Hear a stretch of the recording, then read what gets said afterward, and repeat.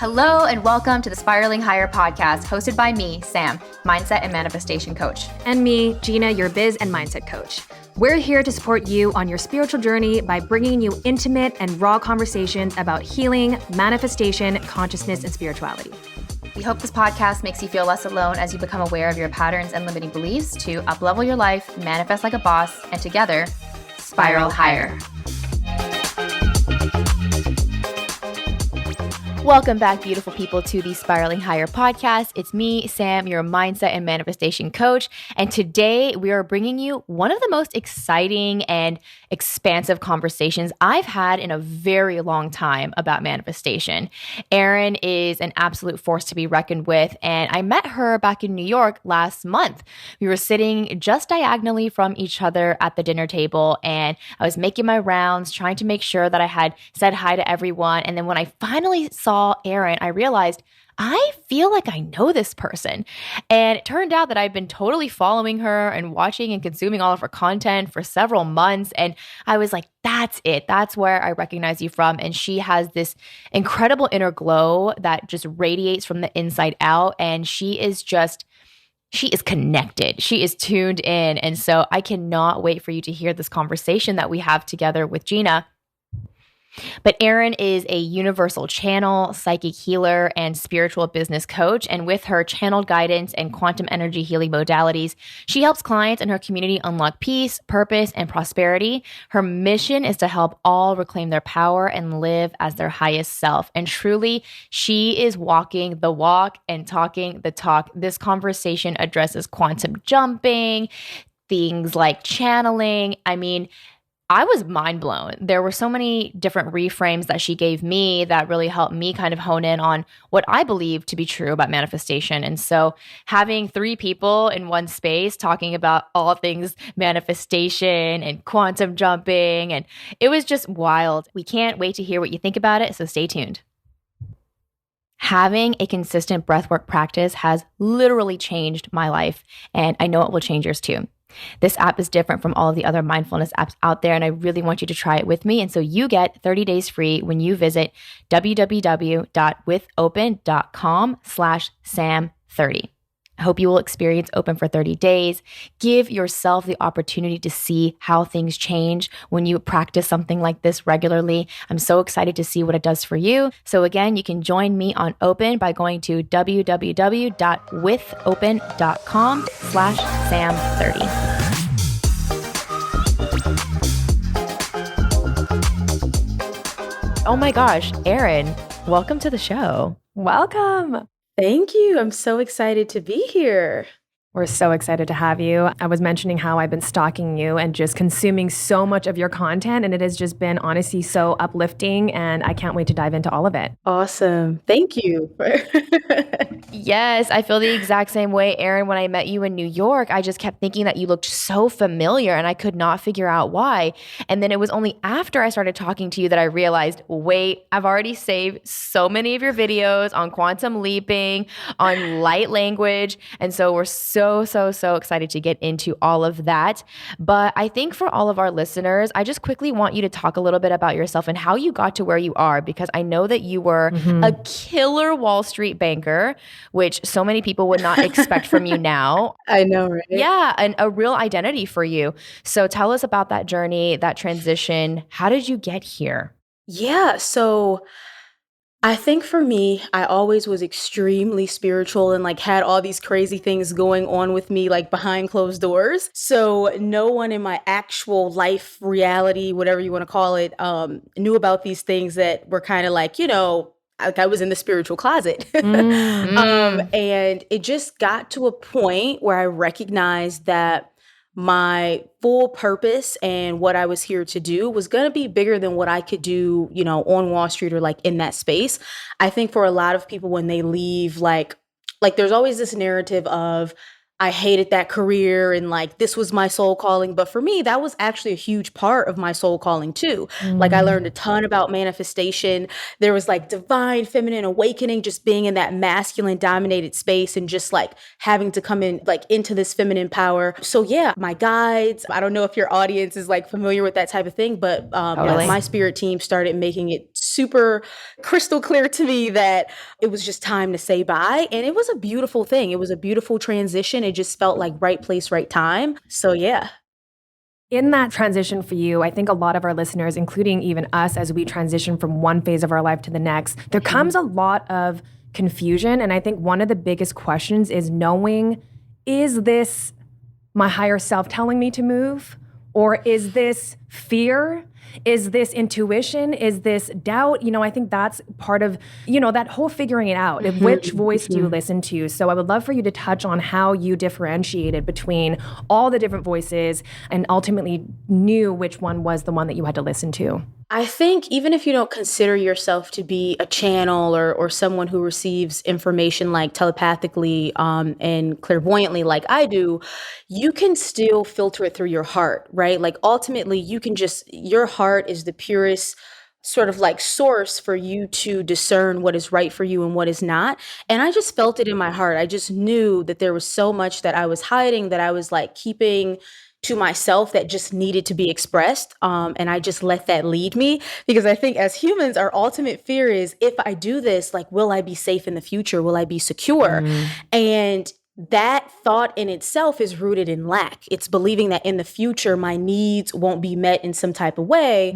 But if everything is created out of abundance, then that has to be false, right? And so you can kind of like do that reverse engineering to get to the core of what is my ego believing, but what is my soul know to be true. And what my soul knows to be true is no matter what decision I make, I will be okay. So it really doesn't matter if I choose to do this or not, I will ultimately be supported. And that just gave me the strength to just make that leap. Just making that I leap. love that. Oh, I love that, because it sounds like you had to lean on so much trust. And earlier you mentioned that your guides were making this very clear. So for someone who has never connected with their guides, would not have any inkling as to whether or not their guides were connecting with them, how do you know that your guides are connecting with you? So how I put it is, the universe can communicate with us in so many different ways. Like, of course, we have people who are more directly connected and they're like, I hear this or I see this, but it could be as simple as like, you just, for whatever reason, you're guided to listen to a song and then something clicks, or you watch a certain movie, or maybe even things start falling apart. So for me, that was a huge piece of it. Like things just started feeling out of alignment. Typically when things go like really wrong in my life, I know it's time. I know that something's like dematerializing, so I can like make this quantum shift. So even with work, there were like things that were going on that it just further solidified to me that, okay, this is falling apart for a reason. You have vibrationally expanded out of this environment. And when you try to hold on to that too, your guides or just the universe is going to also make that known. Yeah. So yeah, you just have to get attuned to all the different synchronicities in the signs. I think that's been one of the biggest lessons for me as I have navigated through my own spiritual journey, has been, like you said, learning all the different ways through which the universe speaks to us. And, whether it be through your friends or even through our experiences, or like you said, through a song, I've been really opening myself up to that a lot more, because I think a lot of people stay rooted in a season of like, nothing's happening for me. Like, universe, give me a sign. And the universe is like giving you so many signs and you're just not seeing or hearing them. And so I love that you shared that, because I think more people need to become just more aware through all of the different ways that the universe can speak to us and be giving us gifts. Absolutely. Yes. And oh my gosh, Erin, I feel that what you just touched on is so, so important for people to understand, which is that when you are making a quantum leap, there is no longer any room for your old self, for your old life. So a lot of times in manifestation, I see my clients asking for the next level version of themselves, the next level version of their life, and then they get really upset when things start, quote unquote, falling apart. And I'm like, like, this is part of that. This is part of the clearing. This is part of the energetic calibration to get you to where you want to go. 100%. Yeah. And so I would love for you to talk a little bit more about that, because I feel that you speak so eloquently about quantum leaps. You know, what really separates a quantum leap from someone just enforcing a new habit? Yeah. So with quantum leaps, even this word leap, right? Vibrationally, energetically, it implies that you are going somewhere that is drastically different. So it looks different. It feels different. There are different people, that you are a different version of yourself. So this gap between where you are now and where you're shifting, within that leap, yes, you have to let go of this older version of you. Your reality is rearranging to show you who you now are, because energetically you have shifted. That's really all a leap is. You have shifted on some level to where now the outer reality can just show you that you are different, because the reality itself is a reflection of you. And so we get scared, and it's like we want to cling on to like these things that are so familiar, that we know so well, while simultaneously asking for this newer version and this new self. And I think even in manifestation, when we are trying to manifest something, we're also attracting the lessons that come with that experience to become this person who can hold the new reality. So it's like you lose that job, or you break up with somebody, or they break up with you, and you're like, but what's going on? And it's like, well, the universe is like, you wanted this new change. You've been shifting internally, and like these things are just energetically not a match anymore. I love that you just said that, because one of the biggest things that Sam and I have been talking about recently has been how contrast and negative experiences are for our expansion. It's all for the expansion. And I think people are too used to separating the good versus the bad. And they think that it's only working when they're getting the thing that they want. Whereas, like you said, in order to get the thing that you want, you have to go through certain lessons, through certain experiences. You have to become a version of yourself that can, I don't want to say handle that reality, but, you know, come into that. And so I love that you touched on that, because so many people, I think, need to embody that a little bit more so that they can start to see all the ways that things are always working out for them. I agree. Yeah. I love that so much. Yeah, Erin, is that your belief actually, that everything is always working out for you? With contrast? Oh, 100%. Even with contrast, I think you really have to shift into start seeing it as something that's just allowing you to know what you prefer to experience next. It's like learning how to be in that pivot where you're not so stuck on like, this isn't working, this isn't working. And you train yourself to start asking, well, okay, this isn't working, but what is it that I actually prefer to experience? What is it helping me to identify? Because that's really all we're doing. We're just surfing these waves of infinite possibility. And for us to consciously come into realization of what we would prefer to experience next, we have to experience something that feels like a polarity to that, right? Something that our human selves wants to call bad, but it's just like, oh, hey, you don't want to go in this direction, right? You don't like this, so go in the other direction. And when you just see it like this fun game of constantly being pointed in the right direction, then there's nothing left to fear. Wow, that's actually such a beautiful perspective, because earlier on in my spiritual journey, I really hated contrast. Like every time I would experience contrast, I'd be like, oh, this means I'm doing something wrong, right? And I think that's how most people see it. But as I've been developing on my journey, I've been realizing sometimes I'm unclear on what I want. And the universe is like, great, we'll just give you what you don't, so that you know what you do want, so that you can redirect your focus. And like you said, continue choosing more and more of those experiences that you want. And so I just feel that a lot of people, when they do experience these moments of contrast, and me included at times, they just shut down. They're like, this is not working.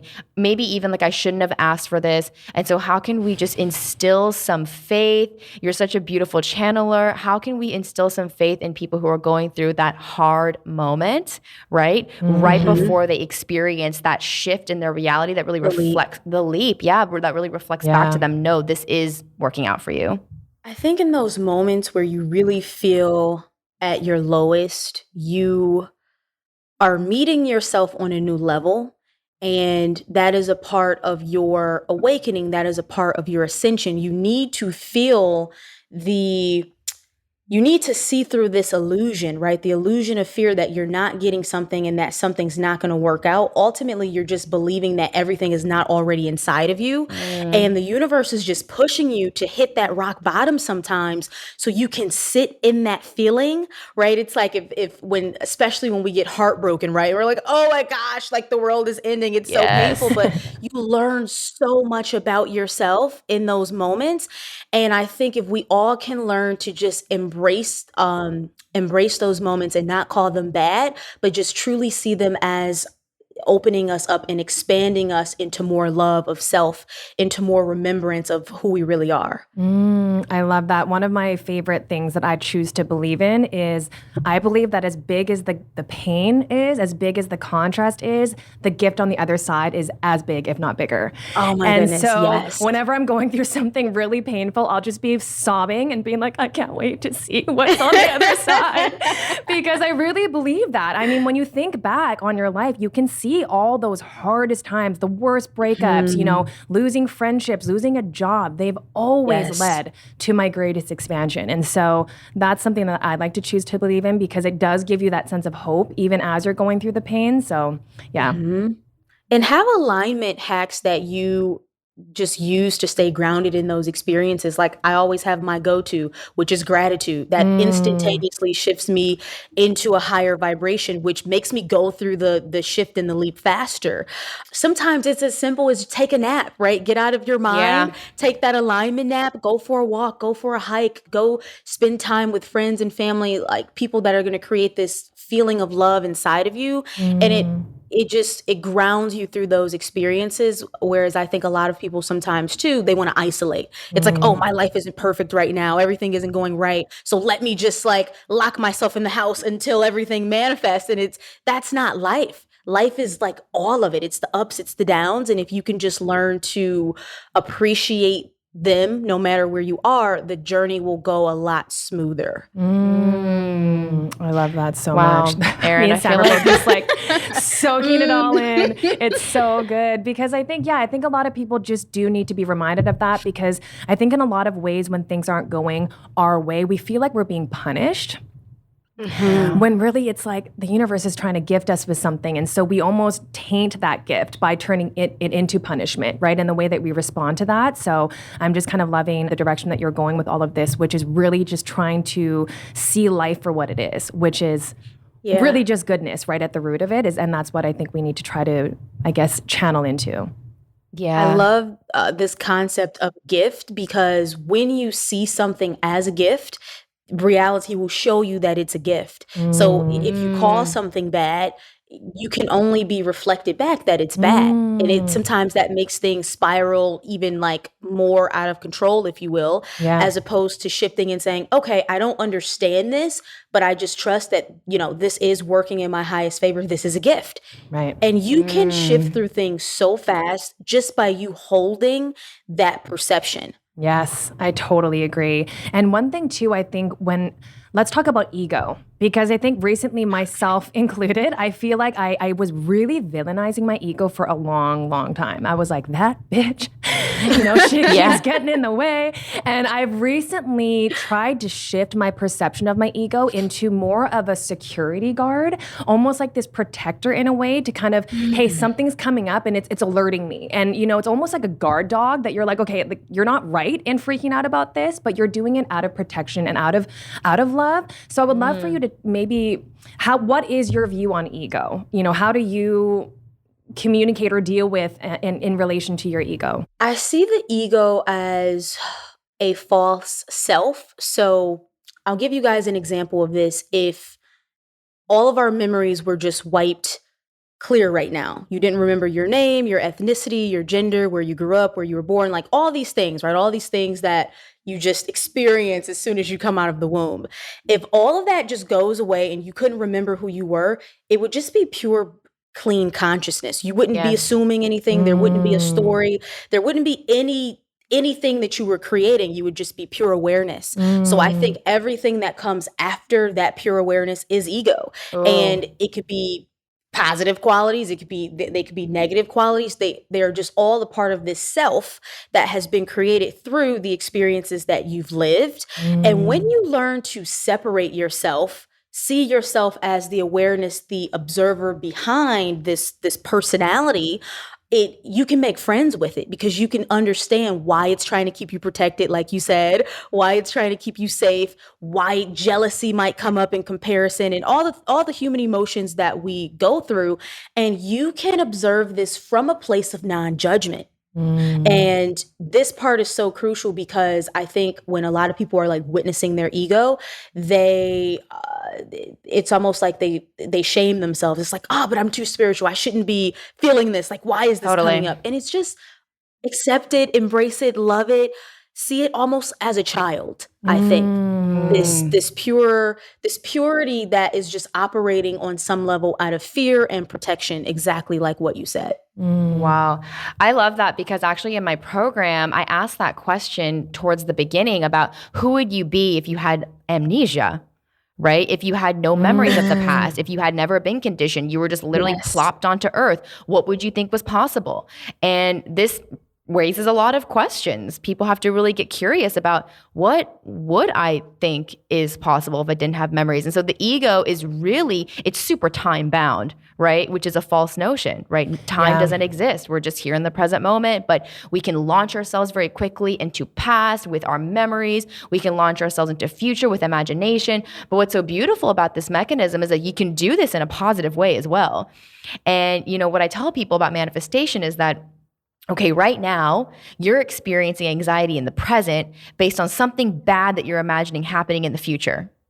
And you're rejecting the idea that you can do the same thing with gratitude. My life has calmed down a lot, but I used to literally be the queen of chaos. Like, anything that could fucking go wrong would just go wrong. It would be like flat tire, and then my car, something with my car, and then this, and then like those. I think that time of my life, it really did teach me energetic mastery, because when everything's going wrong continuously and you just keep choosing alignment, it's like you get to a point where nothing phases you, which is why I just laugh at like there's nothing that anybody could tell me that I would just not find a way to laugh at in some type of way. It's just comes with the experience, and when you laugh at it, it's whatever.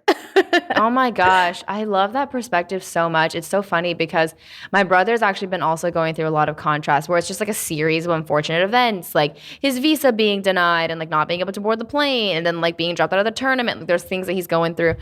And I talked to him the other day, and he was just like, honestly, like, this has to be some kind of sick joke. Like, something good. He was like, something good has got to happen shortly, because this has just been all so much. He didn't say it was all so bad. He just was like, this is just, I don't know. This is messed up. This is messed up. And he's like, something good's got to come out of it. But I have to be honest, like, me personally, like, my faith muscle just has not been that strong. Things have just not been feeling good. And I'm really trying to not make it mean something, but it feels like something. And when you said about the perception of the gift, I thought, wow, I wonder how much that could change things for me if I were to see this as a gift. Because right now, I'm definitely not seeing it that way. It feels like I'm not seeing it that way. Yeah, and like I think I have to like just give a voice to that too, because like the spiritual part of me is like, see it as a gift, see contrast as redirection. And there's a part of me that's like, no, I don't want to. Like, no, this is actually just fucked up. Yes. And I hate that, because I know that the only thing I have control over is my response. And I'm like judging that is my response, right?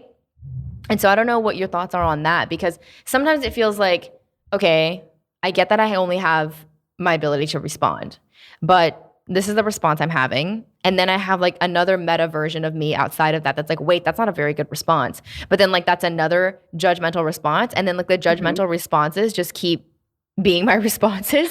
And then I'm like, okay, when do I break this cycle? Because I think, like, honestly, this is a really good experience for me to reflect back to my clients, because that's what happens love with that. them, right? They just get stuck Exactly. in these cycles of like negative response and then negative response to that, and then law of attraction is bringing you more of that.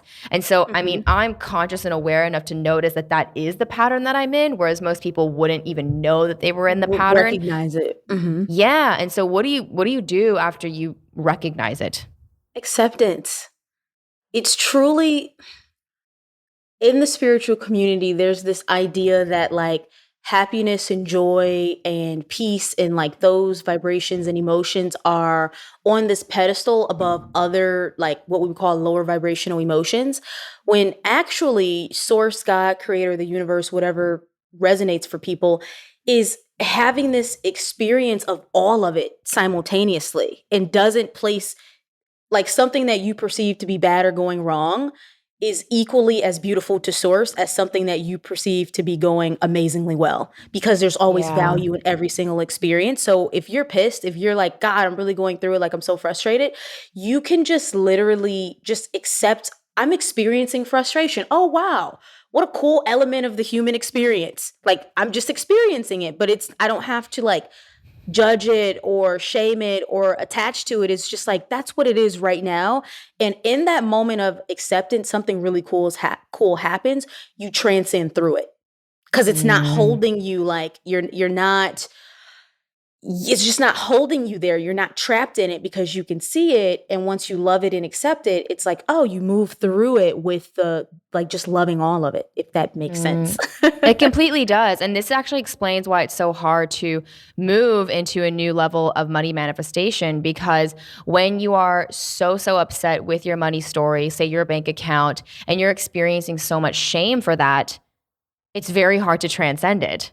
Right? You're not in acceptance yet of the situation that you've created. And so there's a lot of resistance, there's a lot of shame. And I bet that's what you work with when it comes to clients when they first come into your container. That attachment to the thing that you think you need to be valid or validated, that's your ego. Your ego is telling you, oh, well, because you don't have this amount of money or this title or this, I know for a lot of women, it's like, oh, you're not engaged yet, or in your 30, or like whatever the thing is for you. The whole point is for you to understand that those things hold zero weight about who you truly are as a soul. So for me, how I healed and shifted through a lot of like my money wounds and like that whole journey was truly seeing that regardless of how much money I ever had at any point in time, it was never going to measure up to who I am as a soul, ever. You can be a billionaire, right? It really doesn't matter. That amount in the physical doesn't ever capture or represent or reflect the infinity of your soul. So you have to change. If you think, oh, I'm like this amazing, great person because I have money, this amount of money, or this job, or this is going well, you are still using that attachment as the reason why you are able to feel happiness in the moment. And with awakening and ascension, it's about getting to this place of unconditional peace, meaning no matter the condition, no matter what's in the bank, no matter what I can see happening, I 100% unconditionally love, accept, and validate me just based on the fact that I am an extension of God's source. And like, that's it. Wow. This is something I talk about in my container as well, how, getting the thing and then being happy because of it is a very slippery slope, because now you have to keep getting the thing. Even getting the thing is not satisfactory. You need even more of the thing, right? Because the thing was what made you happy. And so you're attached to that and you need more of it to like ensure your happiness for longer periods of time. Like I just said, even if you get it, it's kind of not satisfactory because there's this fear that it's going to go away. And so what I teach them is very similar to what you're saying, is how do I become unconditionally peaceful? How can I actually, in the face of things going wrong, choose unconditional happiness? And like you said, it doesn't mean joy and light all the time, right? It means acceptance of all of it and not constantly trying to change it. And so what's interesting is that every single client that comes to us is trying to change something. And so that can be really confusing for someone. Someone is trying to change something and they come to us. And sometimes I joke that I'm like a demotivational speaker because when they come to me, I'm like, there's nothing to change. Right. And that's like half the work is like realizing that there's nothing to change. Like what needs to change is how much you're judging this thing. When in reality, this thing is just an experience. This thing is just trying to get you to expand. This thing is trying to teach you more unconditional love. This is not a bad thing, right? And so that's where so much of the work happens. And so I'm curious if that's what your journey looks like too with your clients, or what are you seeing most of the time when clients come into your container? Because I know most of them are trying to build up their business and money acumen. Yeah, for most of my clients, they really need help with understanding this unconditional piece that we're talking about, that Mm-hmm. anything that you want to create in your life or manifest in your life, it's not the actual thing itself that's going to bring you happiness or what you're after. You're just after the feeling. And the feeling that we experience as love and happiness, that's just alignment with our highest self that is always in this pure state of unconditionally accepting everything and everyone all the time. And so it's like, oh, I really want this thing because then when I have it, I'm going to feel happy. But we can just reverse engineer this whole thing. You can feel happy now, and then your reality would start to reflect to you that state of being. So something that I really teach all of my clients is there is a difference between ego-based manifestation and soul-based manifestation. When I manifest and create 100%. things from my soul, I'm creating from completion. I'm creating from this awareness and knowingness that I am the universe, I am source, experiencing the next fun thing, the next interesting thing, not the thing that I'm trying to create to then have something that I don't already have. It's like totally different when you are like, this is all just me and my energy, and this is my playground, and like there's literally nothing outside of me. So everything that I choose to manifest, create, attract, whatever we want to call it, is really just me playing in my own energy. So it was Yes. never separate from me to begin with. And then that's when you just collapse this whole illusion on its head, and you're just like, this is just really fun. We're just going to keep like always being on the way to something else that is expansive. And yeah, it might come with some shitty lessons or whatever, but like that's a part of the journey too. And I'm okay with that. And now you're just like totally at peace all the time. And there's no attachment. I am literally obsessed with everything that you just said because you call it ego versus soul-based manifestations, and I call them fear versus freedom-based manifestations. And when I'm talking about fear-based manifestations, or like you said, ego-based manifestations, those are the ones where you're saying to yourself, I will be happy then. Right? Yes. If I get this, then I will feel okay. If I get this, then I can be happy, or then I can be at peace. And these are the things that continue to keep you on the wheel, that continue to keep you in the hustling, in the chasing. Any achievement of that thing, any step closer to that thing absolves nothing. It just keeps, it's a wheel. But the freedom-based manifestations, like you said, and I just got chills when you were talking, are those ones where, like you said, I'm creating from completion. There's nothing to gain. There's nothing to fix. I'm just playing in my own energy. And the number one way I know that someone is connected to a freedom or a soul-based manifestation is there's no longer a timeline. You don't care at all when this thing comes in because you're just enjoying the literal process. The process becomes your joy, not the results of that process. And so this is, I can tell our work is so connected. And when I was talking to you in New York, I was like, I just can't wait to get her on because this is what I want people to understand about manifestation. And so there's been a lot of, and I don't know if you've seen this, Erin, but there's been a lot of, I feel, negative talk on social media about manifestation. Like people are waking up and realizing, wait, getting things don't make me happy. That's conditional. I'm like, totally. Right. But that's not the way we're teaching manifestation, right? Sure. We're not actually helping people just get things that they want and then feel happy for a temporary amount of time. I'm almost trying to get people to completely divorce themselves from the idea that they need to manifest. I'm like, we're actually just healing and accepting, and then things manifest. Absolutely. Yes. And I want to explain something about this ego manifestation too.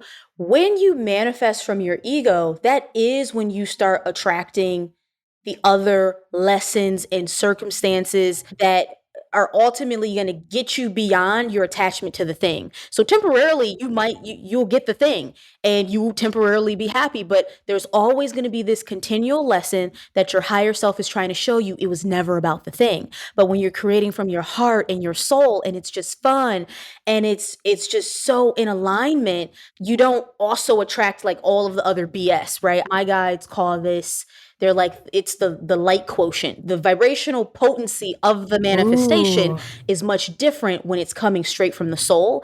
And also it manifests faster. Things manifest faster because the heart-based frequency, it's so accelerated. It vibrates like at the speed of source is even what I'm hearing right now. So it can just drop in from the quantum field like that. Whereas if it's tainted, vibrationally tainted with like fear and ego and like, I just want to manifest this thing to then show everybody else, it's like, okay, well, other things are going to come with that manifestation. Yes. Oh my gosh. And I love how you said that when you attract from your ego, you're going to receive lessons that teach you almost that you attracted from your ego. Yeah. And that was one of the things that really started me on my journey, was being in such an ego-based place and like needing certain things outside of me and then getting them and then being like, where's my happiness? Like, where's my peace? I was like, this isn't what I ordered. Shit's broken. Like, where is my good feelings? And it was like this total undoing of like, oh my gosh, like none of these things even do make me happy. And I think they did, like you said, temporarily, but then like you said, exactly what follows right after that is the lesson that it wasn't the thing. And so then I just had to go on this inward journey of like releasing things and just being addicted to being in the process and like enjoying every step of the way. And like you said, Gina and I have experienced some very wildly synchronistic moments where we can't fathom how Earth time does not match up to like the source speed of manifestations, right? It's the ones where we are just truly connected to the playful energy. We don't need anything from it. To be honest, this podcast in and of itself was just like, it happened in a flash. It's so hard to explain. If I look back on the timeline, I'm like, how did that happen in like 1 month, 2 months? But they just happened so quickly because we were in that heart energy. And thank you so much for explaining that, because even me sometimes I'm like, how did that happen so fast? But then but even when I ask that question, I'm like, who is asking, right? It's like, that's almost like my ego just trying to wrap its mind around it because it's only known everything through time. And so even in asking that question, it's like, who wants to know, right? It's the ego. And I also want to share a practical example of ego-based manifestation and soul-based manifestation, because I know sometimes this can also create guilt for people if they feel like, oh, money is not spiritual or like materials are not spiritual. And that's not true. Everything is spiritual. It's just the intention that you're bringing to that experience. So example, let's say there's one person who like wants to manifest this new shiny car. And it's like, okay, when I get this car, then maybe I'll attract the girl of my dreams. Then maybe all of these people will see me this way. Then I will feel validated within myself because I'll have this type of car, right? That would be ego-based manifestation. Soul-based manifestation would look like this. I really would love to attract or manifest this car because the way I'm going to feel in it, when I'm riding with the windows down and the wind is just like blowing in my hair and I'm going to feel beautiful. And I love the design. I love the texture, the color. I love all of the creativity they put into this design. It's like you're in love with you having that experience. You're not trying to manifest something to get something else from other people. Like if you want a Chanel purse or whatever it is, the thing, it doesn't matter. The universe is totally neutral on whatever we want to experience.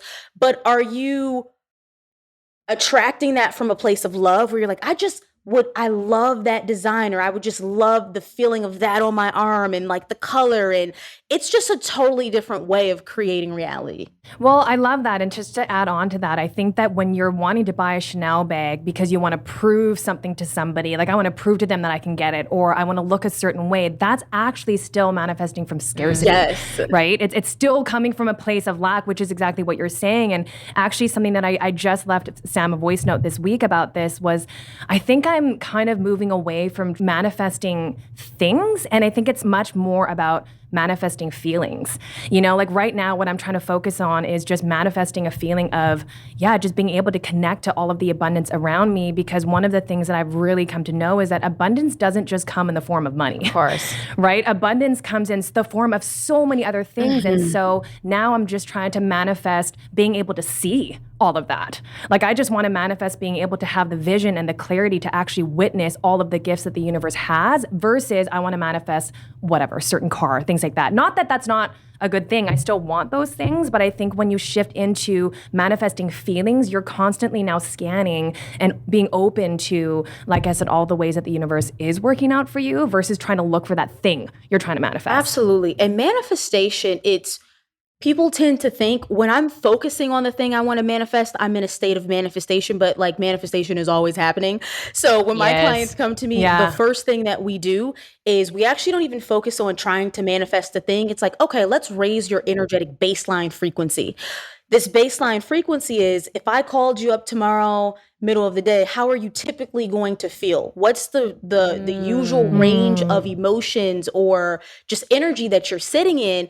That's actually what's creating your reality on autopilot. So like where I am in my life now, of course, there are a few things I want to manifest and create, but most of the time, I don't even focus on things. Like I don't have a timeline. I don't really have goals. I'm just in that energy of freedom and bliss and just fun all the time.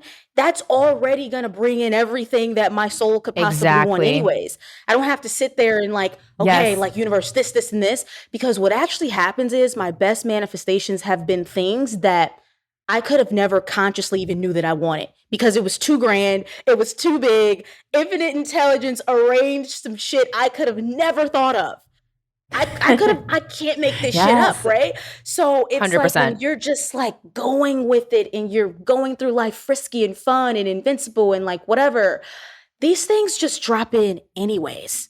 Yes. Oh my gosh. Oh, that just gave me so many chills, because Gina and I, one of the greatest thoughts we've ever had that's given us so much peace is like, I can't imagine like the best manifestations. I literally can't. My my linear mind can only just kind of remix what I've already experienced and what I've already seen. But like I'm literally connected to infinite source. Like I literally can't imagine. And so I know you were obviously at the event in New York where we met, Erin, but I said to all the people who were there that if I had told you last year what I thought my life was going to look like, it would have been just this crazy small limited version of what I'm experiencing now, because I just couldn't have imagined it. There was so much information ahead of me that I needed to make certain decisions and get to the place that I am. And so we have to kind of become comfortable with just literally seeing the one stone ahead of you. You don't need to know 20 stones, 25, 30 stones. You just take that one step and know that when you are in the energy, like you said, of like freedom and play, it's like, that's the law of attraction. Like you literally don't have to worry about it. Like things literally just happen. And so it's so funny, but in my program, everyone comes in feeling really specific about like what they want. And it's like, I feel like the most backwards manifestation coach sometimes, because I'm almost trying to like deconstruct that thing. I'm like, I'm taking away like the stories that you've attached to this, the feelings that you've attached to this. We're becoming unconditional. And then usually by the end, they're kind of, they're not confused at the end, but like towards the end, they're kind of feeling like, okay, I don't know if I even want that anymore. And I'm like, good. Yes, it's working. But they're so confused because all of the previous manifestation rhetoric is very like, focus on the thing, be specific, 3-6-9 method. And I think this is so confusing for people because it's all rooted in ego. It's all fear-based. It's like, oh my God, what if I don't get it? So if I'm not going to get it, oh my gosh, I'm going to do all the practices. I'm going to do the subliminals. And it's like, all of that's coming from fear though. I think because basically what we're talking about right now is like this specific manifestation versus general manifestation, where in general manifestation, you're just trusting in this universal mind to bring you the best, absolutely craziest thing that's going to like blow your mind that you can't even think of yourself. I think playing with specific manifestation is great in the beginning because at some level you need to see that you are the creator of your reality. It builds that trust, it builds the faith, and it can be very exciting, like, that was the exact thing that I wanted. But I think you outgrow playing that game. Yes. Because like you said, on some level, there's still an attachment. There's still this fixation on something that you think is the perfect thing, when in reality, we will never know the best No. thing ever, because that's not the level of consciousness we're experiencing right now.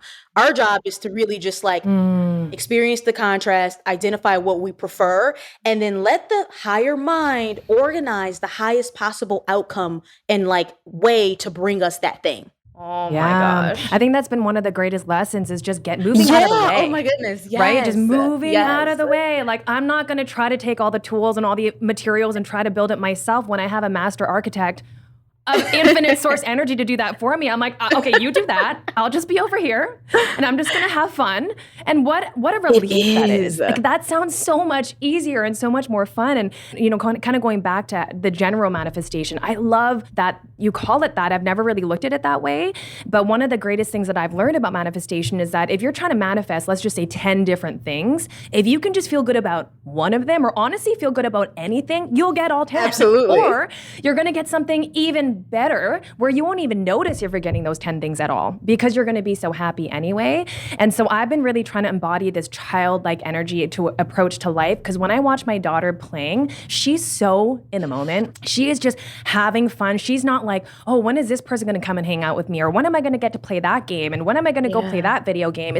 She's just in the moment and having the best time and letting things just kind of unfold for her. And I'm really trying to approach life in the same way. And it is obviously a lot more fun. So much more fun. And I think on the flip side of that, right? Like focusing on, if you focus on the one thing that's going wrong and like these other 10 things are going well, yes, you will fuck up the other 10 things because you were focusing on that one thing that was going wr's. So it's like, if all of these things are going wrong, if you just find a few things that you can feel good about, you can just like turn the whole ship around, because it's just about how you feel energetically. It's creating that momentum in your life.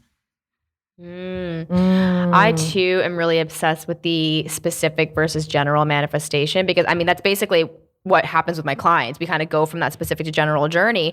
But it also reminds me of this conversation I had with Gina a few months ago. Do you remember, Gina? You were like, I'm kind of feeling like I'm not even trying to manifest anything anymore. Like, am I getting bad at this? And I was like, no, you're getting really good. Because I remember just thinking like, so wait, so I just focus on feeling good and that's all I have to do? It was almost like so simplified that you feel like you're doing it wrong. Right, because all of the fear-based rhetoric has been like, you are doing it wrong. This is what you need to do to correct it. You need to buy this journal. You need to listen to this subliminal. You need to try this method 3-4 times a day. And all of that is just creating more stress and is a completely different energy than what you want to attract. And so sometimes I get people, and I'm sure you do too, Erin, who ask you all the time, like, what is the best method? You know, like, what is the way to do it? And it's like, it depends on what energy you're doing that thing from. I think journaling, for example, has been from both energies for me. There have been energies where it feels just very general. I'm just writing in a way that's like putting me into a high vibration. Maybe I'm writing things and expressing gratitude for them. But then there are other times where I have to like try to like pimp out my journaling practice for manifestations. You know what I mean? I'm like, all right, journal, let's go. I'm going to be specific. And I'm like writing it all down. And I think that that's what most people are getting stuck in the pattern of. It's like, oh no, something's not here. I'm not going to be okay. Like you said, they're believing in a future where their needs are not going to be met. I mean, that's always what's happening. And if you could just realize that you're always going to be okay. Like, you're okay right now. You know, even when it's not okay, you're still okay. You know, there have been times where I really feel like I'm not okay. And I look around and maybe I've done a bunch of crying or whatever. And then I'm like, I'm okay. Right. And I have to remind myself sometimes that this is as bad as it gets. Like, the feeling that I feel, that's as bad as it gets. You know, any negative outcome that I could be in fear of is really just the fear of a feeling, just like wanting a thing to manifest. I just want the feeling. So I'm either craving a feeling or trying to avoid a feeling. And all of these are temporary. And when you make peace with that, then you just don't feel as much fear and you can just move forward, like you said. But I think this is what people are like learning as they go through their spiritual journeys, to like just release and accept and let go and just allow things to come in. So in my money mastermind, I just gave them this exercise where I said, okay, for a little, like a brief moment, I want you to think about your worst case scenario, because how I teach my clients, like the pivoting thing, like, okay, what do you prefer? I always ask them, well, what's your best case scenario? Because that can really help you identify, okay, like if that went well, if this happened, that's your highest timeline. But I said, let's think about the worst case scenario. And I want you to write, is it like, okay, I'm moving back in with parents, like I lost all my money. Like, what is the thing that really scares you? Now, I want you to go into if that thing actually happens or happened, like, what would you do next? What would be the thing you would do? Would it be, okay, I'm going to call my parents because I need help, or I need to move back in, or I need to like get a job, and if my business fails, like, what is the thing that you would do? It will just soothe you into the safety and the knowingness that whatever happens, you will always have the tools around you to work through it. Even if it's not like something that you necessarily would want or prefer, there's always something that you can use to get yourself back on track or back in alignment. And yeah, it really helps people release that fear of the future. Right. Because you can see a possible exactly. way out of that worst case Exactly. scenario, where most people are kind of hiding from that, and they're like, I don't want that to happen. And I can attest to this too. I think Sam and I both. I mean, I went through a few years ago one of the hardest years of my life, especially financially, and it really was in that rock bottom state that my worst fears really did come true. And I was sitting there and I was like, well, I am going to get out of this, right? There is a way out, and I'm okay. Yes, I'm unhappy right now in this given moment, but I am still okay. And in those moments, that's when I was actually opened up to all of the resources that I could not see until I got into that corner. And then all of a sudden, there was so much abundance in these other areas of my life that I just wasn't even looking at.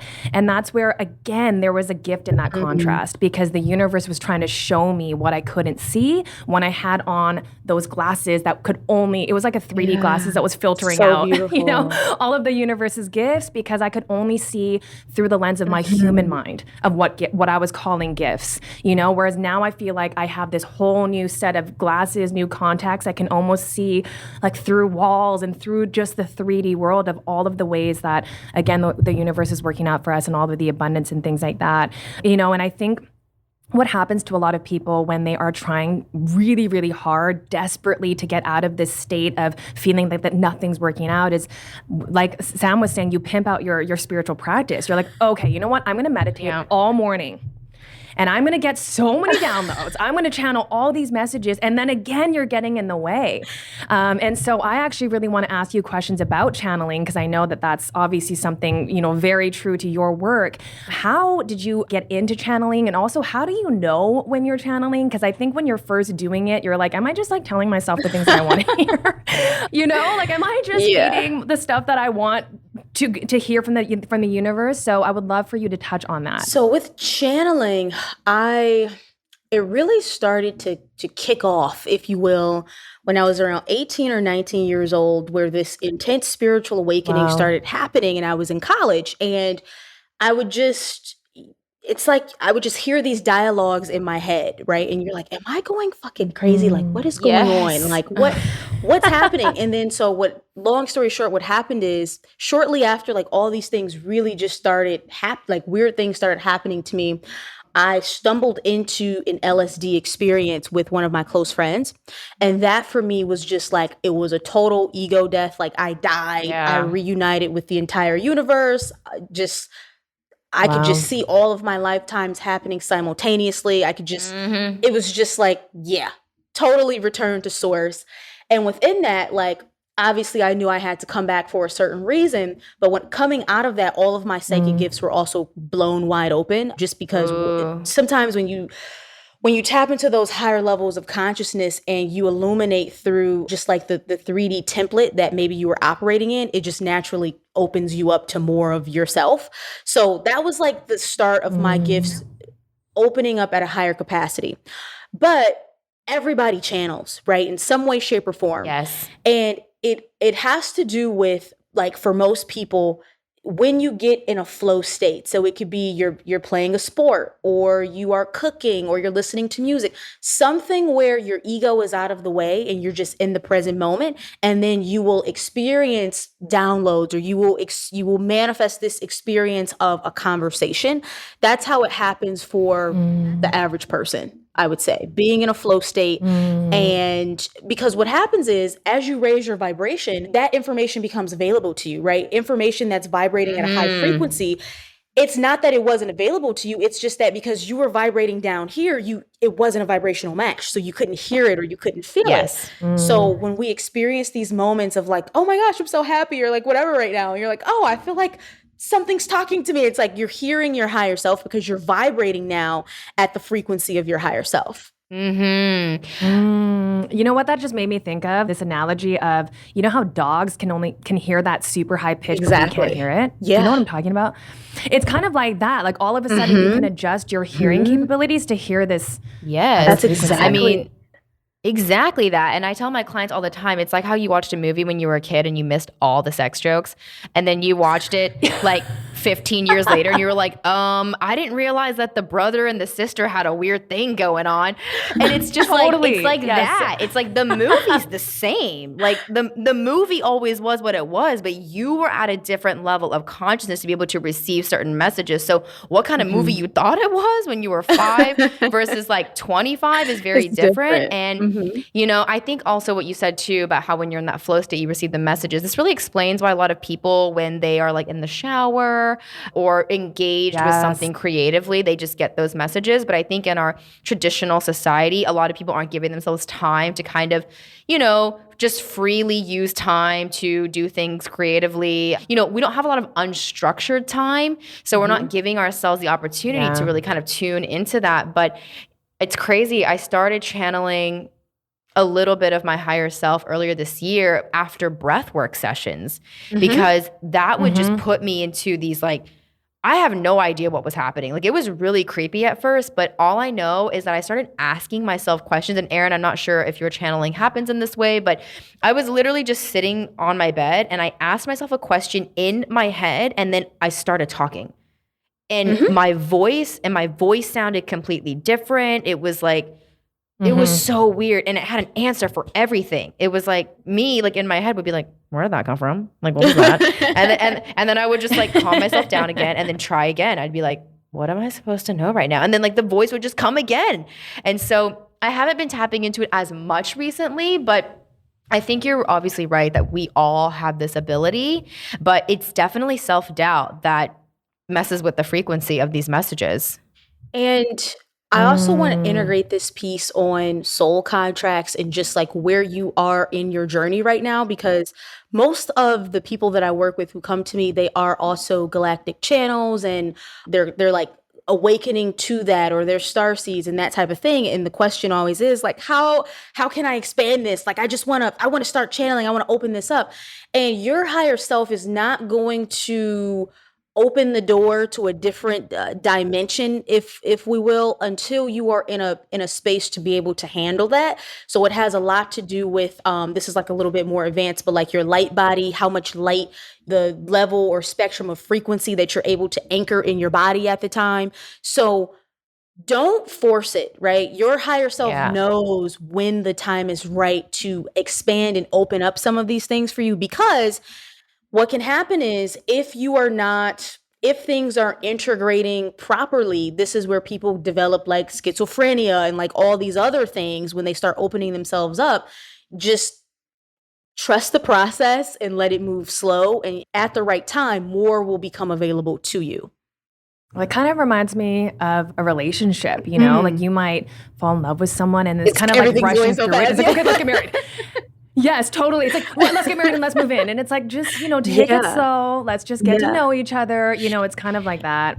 One thing here, this is coming through as well, because even for me, there have been like points in my journey where I awakened to a different multidimensional aspect of myself. And for my human psyche, it was too much. Like it took weeks or months to integrate that and be able to be functional and normal, because this is a human experience and we're still having this experience with people, who are experiencing different levels of consciousness. So the human psyche part of you have to really make sure that it can handle certain things. So this feels like it's coming through because people are now like, hey, like, where are my gifts? Like, let's do this thing. Like, when is this going to open up? When is this going to happen?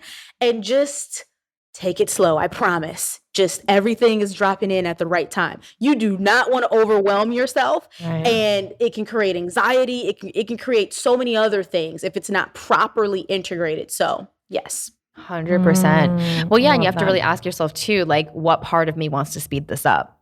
Yeah. And why would I want to speed it up? Because on some level, the ego is believing speeding it up or receiving more of these psychic abilities is better than not having them at the level that you do. That's so interesting. Which is another frequency of lack again, right? And the scarcity. Again. It's true. Honestly, it's been one of those things that I'm like, oh, that's lack too. That's lack too. And you know what? It's actually funny because on the note of money manifestation, one of my thoughts used to be like, I just want to be able to spend as much money as I want, like whenever I want it. And I was like, wait, that's also a vibration of lack. Because if you have it all, you're not wanting to just spend as much as you can. That's also this, this energy of wanting to almost prove it, or like you want to have so much of it that you don't even need to like worry about what you're spending. And so it's interesting to kind of tune into how many of those, like you said, Erin, earlier, the in-between moments, what is that frequency? What are you doing in between the journaling session and the meditation session? Because that was actually a harsh reality for me to realize, because I was like, I'm doing all the things. Like, I don't get it. But then you realize, oh, I just yelled at my husband because I was, mad about that. And then I was yelling at somebody on the road because they cut me off. And, you're frustrated about this. And I'm like, oh, it's because everywhere else, the other 98% of my day, I'm pissed off. Exactly. It's like you can do all these techniques. And what I tell people is that you are not manifesting things because you're doing the techniques. The techniques are helping you get in alignment. The things were going to come whether you did the techniques or not. You're just using the technique to help you align yourself more.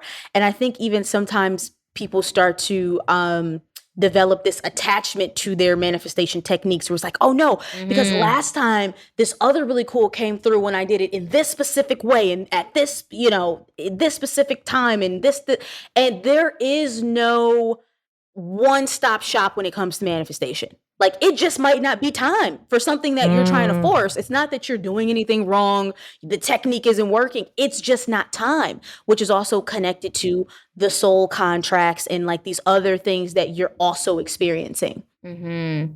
Yeah, that reminds me, Sam, of the video you just released too, and we've talked about this, your attachment to places. Yeah.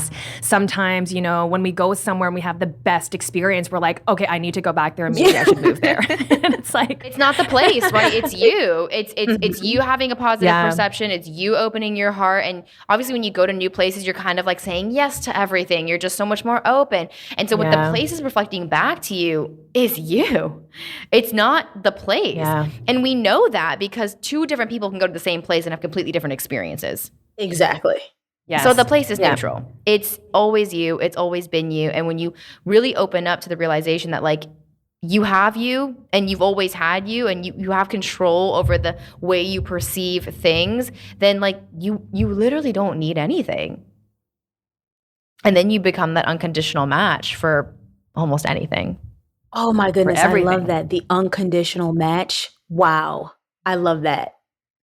Yes. That is incredible. Oh my God. It's so insane. I want to ask you a few more questions because we started getting into this at dinner and I did not have enough time to talk with you.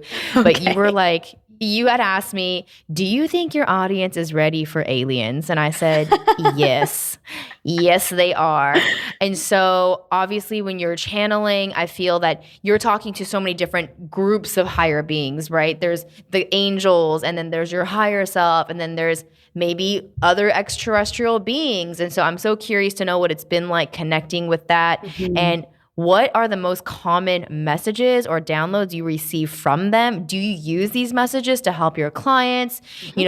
How do you know which ones you are channeling? And I'm just so curious to know more about this. So my channel is really integrated, meaning the communication can happen at any point. It's not like like for most people, they experience themselves like getting downloads and then maybe they don't get downloads. For me, it's just like this ongoing conversation they can drop in whenever. And I have a core group of beings that I work with. And this is just based on the fact that these are higher galactic expressions of my own soul. So they are my parallel self. So if people are wondering like what determines like someone channeling Pleiadians and someone channeling Arcturians or like whoever you're channeling, it's just based on like these parallel versions of self, right? So I'm an Arcturian starseed. I work with the Arcturian Council. I am on the Arcturian Council. These are ninth dimensional beings. And then I also work with what we call Lyran beings, and they are 11th dimensional. And then I work with the Angelic Kingdom and Source itself. Those are like my core. And so when I'm channeling them, it's like I can't explain it. I work very telepathically, so it just comes through in the form of a thought, and those thoughts hold a different vibration that allow me to recognize that it's not coming from like just myself, right? It's like very clear, it's very fine-tuned. The frequency of it is just like so rooted or so grounded in like these higher vibrations that I'm just like, okay. And what happens is when you start working with different beings, you attune to their unique frequency. So you know who you're talking to, or they'll just tell you this is so and so. And I think the vibration that those messages really vibrate at is just love. Exactly. It's like truth it's and the love. highest form. The way you feel it in your body is different, which is why all of us have the ability to use this emotional guidance system and discern anything that we are receiving, that we're listening to, that we're experiencing. Our heart is going to allow us to filter through those vibrations. Like, is this in alignment with love and truth or not? And you feel it in your body. Yeah. And so I'm just curious, do you have a specific practice for kind of tapping into, or like you said, it's just kind of an ongoing thing? You're just kind of tapping in and out throughout the day. If someone wanted to kind of connect with this part of them, would there be something that you suggest? With my clients, I teach a very unique set of channeling practices just because, especially as you're opening yourself up to all of these different beings, and all ETs are not good. All of them don't have the best intentions. So that's like a whole other conversation. But yes, there are practices in place. There are things that I teach. So I teach a process of like learning how to open and close your channel before you get to a point of being able to just kind of just like always have it integrated, more so like how mine is. And it just allows you to set boundaries as the channel. So, I am always setting the vibrational environment for the beings that I'm calling in. But truly, when your frequency reaches a certain level of purity, that is all you attract anyways. But for newer channels, I teach it in a certain way because there could be fear of like, who am I opening myself up to? If you have that fear, then you're going to get that reflection. So yes, there are practices and rituals and that type of thing that just make you intentional before you open up. Yeah, it's so crazy. Like literally everything comes from you. So if you are feeling fear inside of you, you will experience fear. If you are feeling love and abundance inside of you, you will experience that too. The reality really just is a mirror. There is nothing going on out there that isn't happening inside of you. And so I think all of us are just realizing on our spiritual journey, of course, that we just have to go inwards. And it's the ending of the outward. I'm going to get this, I'm going to get that, I'm going to change this, and just like letting all that go for now, and then just going on the inside and being like, what inside of me is just not okay? Yeah. Yeah, and I think one of my practices has been, I always believe that the universe doesn't test you, it reflects you. So when I'm experiencing something that I don't like, and I feel like I've been doing all the right things, quote unquote, and I'm like, why is this still happening? I go inward to figure out, where am I experiencing that inside? If I'm starting to be reflected back, where honestly, there was a series of events where like my car kept breaking down, I kept getting, rocks hitting my windshield and all this kind of stuff. And I was like, what is happening? I bought the right crystal. I bought, I did all these things. I cleared out my car energy, and I was like, why does this keep happening? And I really had to go inward and ask myself, like, where am I feeling chaos inside? Where is this energetic frequency? Like, what's underneath all of this? And I discovered so much. Again, tuning into those in-between moments, right? So I have this galactic message coming through for everybody, if that's okay. It's so okay. Okay. Yes, please. So because it just feels like a lot of people watching this, on the topic of galactic beings, they're wondering, like, what's the purpose? What is this about? Like, are they coming to take over? Like, why is this happening? So right now, I'm channeling the Council of Nine, and they're just a collective of different galactic races that work together. And the only intention and purpose that they have is love, right? Because topics like this can also bring up fear of the unknown.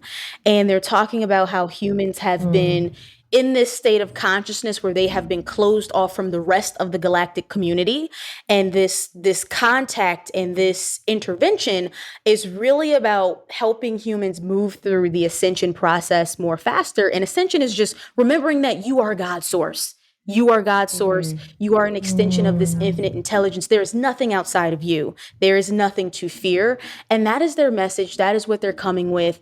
Yeah, they're just saying we are here to remind you of this vast universe that you have been cut off from for so long. Oh, that's so beautiful. Thank you for sharing that. I think we always are just pinching. That's what Abraham Hicks says, right? We're just pinching ourselves off from the source. Yeah. It's always flowing. Yes. It never stops. We just get in the way, we pinch it off.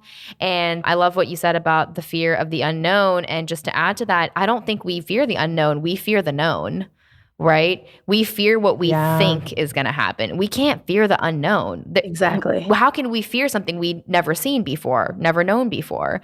We're actually fearing what we think is going to happen or not going to happen. And they have this last thing, and they're saying you are all shifting from having a planetary consciousness, meaning you believe yourself to be this linear being who's living on this linear planet, and like, this is it.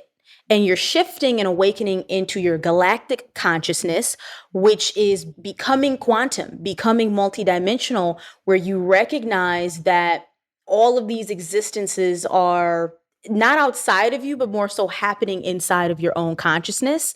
And that's where the human collective is going. This galactic awakening, recognizing that you are not this one teeny tiny human self. This is one of your timelines. This is one of your experiences, but you will get to a point to where you can refocus your consciousness in a different timeline. That's what they do. They're calling it like time leaping or time hopping, right? And so you are just expanding into your God self is what they're leaving everybody with. Oh, I love that.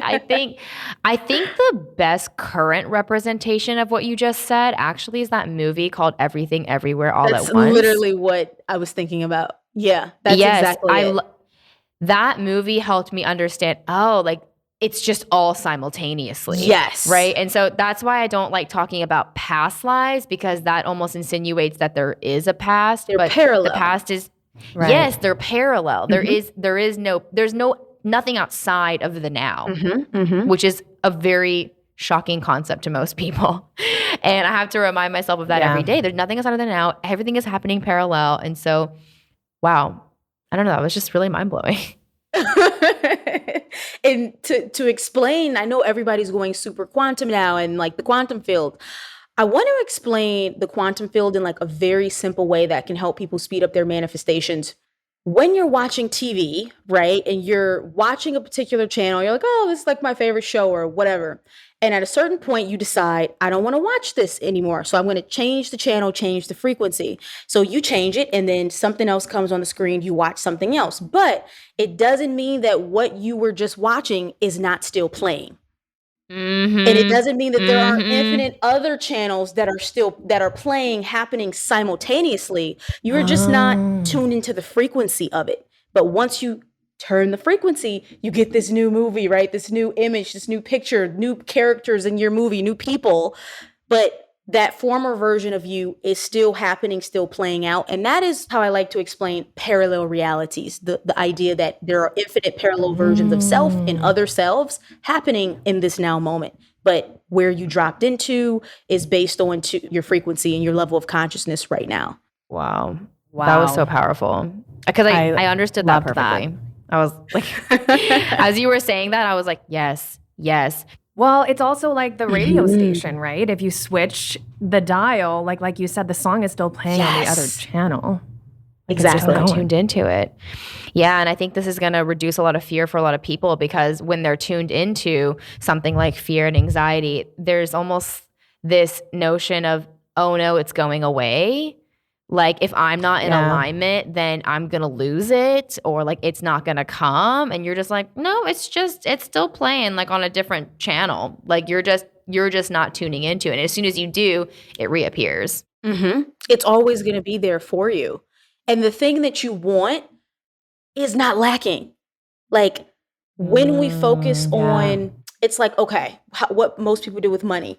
I look in my bank account, I see that I don't have this certain amount, so I'm vibrating that money is missing. Because I'm vibrating that money is missing, I'm going to continue to create a reality where money is missing. It's like lack just creates more lack. But there is a parallel timeline, reality version of you that has this specific amount of money that's being reflected like in your bank account. You have to tune into the presence of that timeline to become an energetic match to it and shift. But if you keep focusing on, it's not here, the universe is just showing you it's not here. Yeah. And honestly, focusing on your current environment, you're kind of behind the 8 ball, because what you're experiencing I mean, you really are. What you're experiencing right now is kind of like a culmination of like all that old shit. So it's like, that's where you are now. But if you want to go somewhere else, you'd have to change what you're thinking and focusing on, because what you're looking at right now, it's old news almost. It is. Right. Yeah. Yeah. It's a reflection of the frequency you had in the past. So now you have to flip that and tune into the frequency of the future version of you, right? Absolutely. Yes. Oh my gosh. Erin, you've been blowing my mind. There's been so many things that I feel like all the different versions of me have taken like little different parts of from.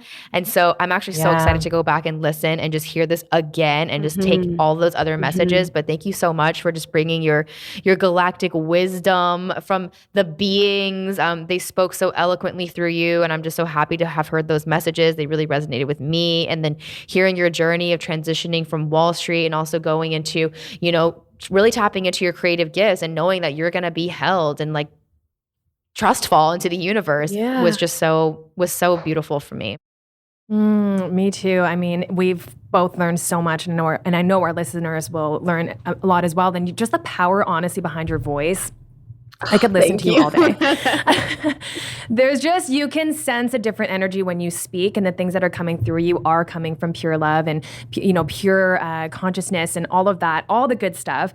I think one of our last questions that we always ask all of our guests is, what is a lesson that you have continued to spiral through in your life? Like a repeated lesson that keeps on showing up in your life, because we all have that common thread that we keep seeing over and over, and we would love to hear what yours is.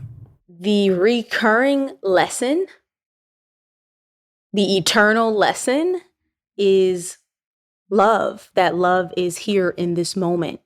And going back to what we referenced about being unconditional, it's not this person has to be perfect or this thing has to be this in this particular way for me to embody love, because love is our true state of being. So I'm always pushing myself into higher capacity love. How can I embody more love? How can I hold more love right here, right now, for exactly what this moment is? And I think that is what makes you this unconditionally loving being who can walk this planet as a master, where everything that you behold is you're seeing it through the lens of love. And that is what I aim to do, is to just be a being of this immense love, a vessel for this love that we all really are. And you are. And you are. So you are such a vessel of love. I remember when I met you, I just thought, that girl is glowing. Oh my goodness. Like, she has some secret ingredient, and it's not a secret, it's love. Yeah, the secret ingredient is love. Thank you guys so much. Love. This was just radical. Oh my gosh, I can't wait to release this. Thank you so much, Erin. We have to have you back on. So many more questions. We'll do it again. So many more. Thank you guys. Thank you so This was much. amazing. Thank you so much for listening to this honest conversation. We hope it brought you peace, clarity, and a little bit further along your spiritual journey. If you loved this episode, it would mean the world to us if you left us a 5-star rating and review so we can bring you more conscious conversations, spiritual topics, and guests. Here's to spiraling higher.